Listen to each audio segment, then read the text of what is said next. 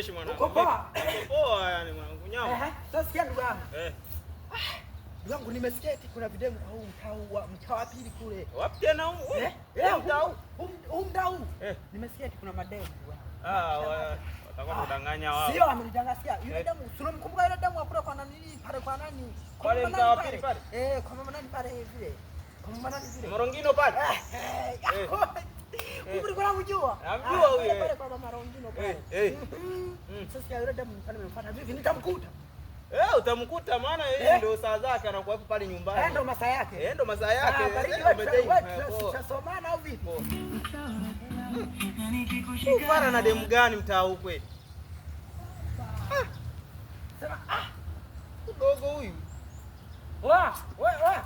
Hapo nimefikiria kitu hichi kimoja. Sasa nimeona kwenda kule Jau. Vipi mdogo wako umemwacha wapi?